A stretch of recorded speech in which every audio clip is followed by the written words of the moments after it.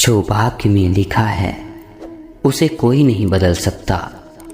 जय श्री कृष्णा। दोस्तों कहा जाता है कि हमारे जीवन में जो भी घटित होता है वो पहले से ही निर्धारित होता है।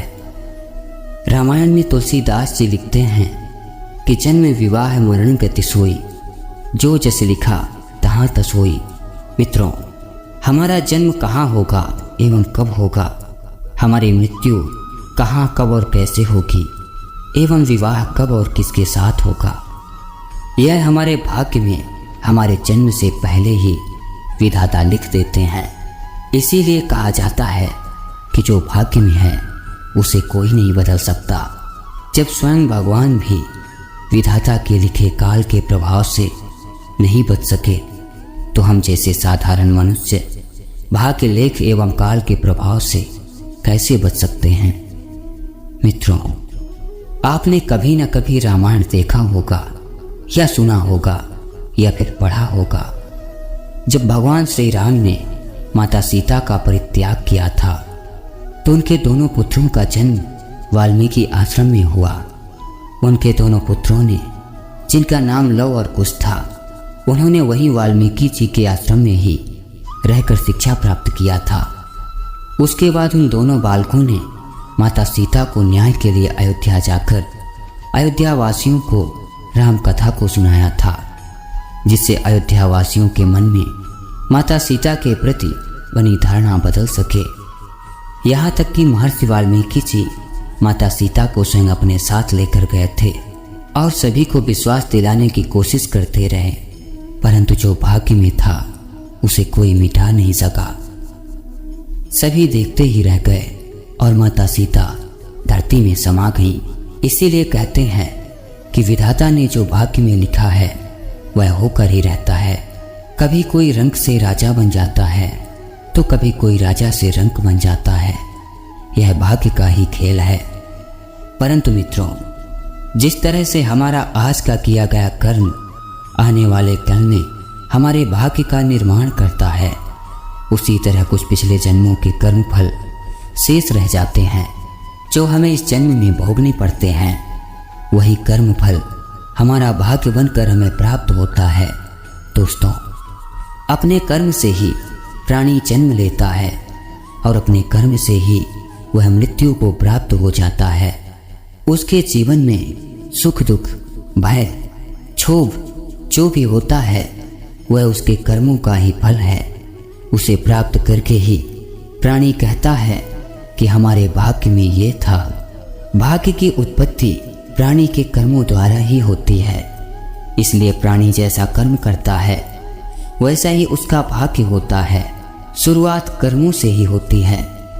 हमारे कर्म अनुसार ही विधाता हमारे भाग्य को लिखता है, जिसे फिर कोई नहीं मिटा सकता।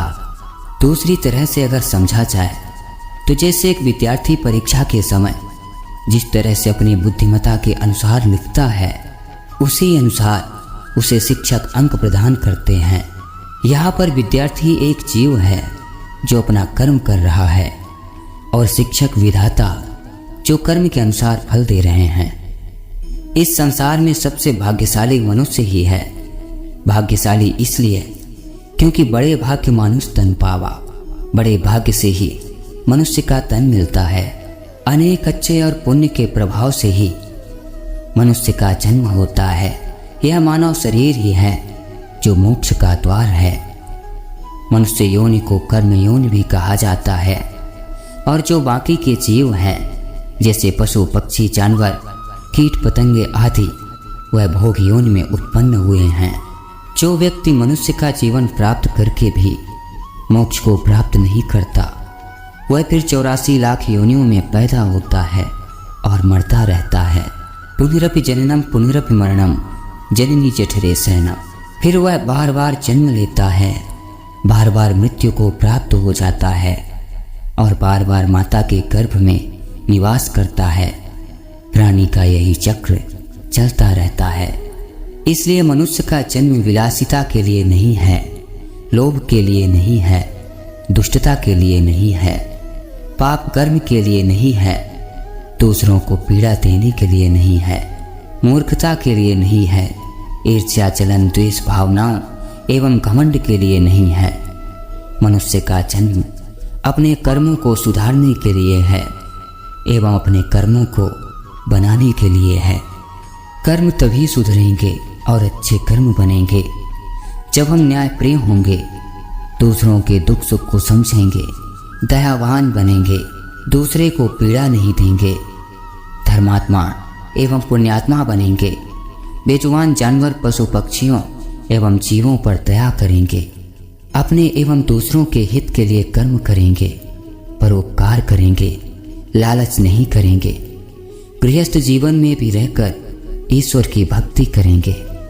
अच्छे कर्म ही अच्छे भविष्य का निर्माण करते हैं और कर्म अनुसार ही विधाता भाग्य को लिखता है और फिर उस लिखे हुए भाग्य को कोई नहीं टाल सकता, वह जीव को भोगना ही पड़ता है।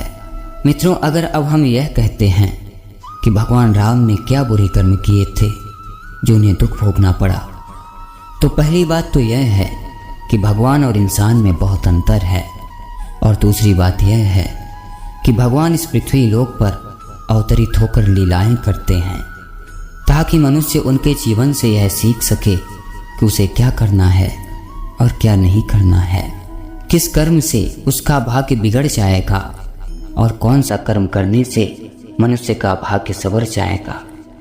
राधे राधे।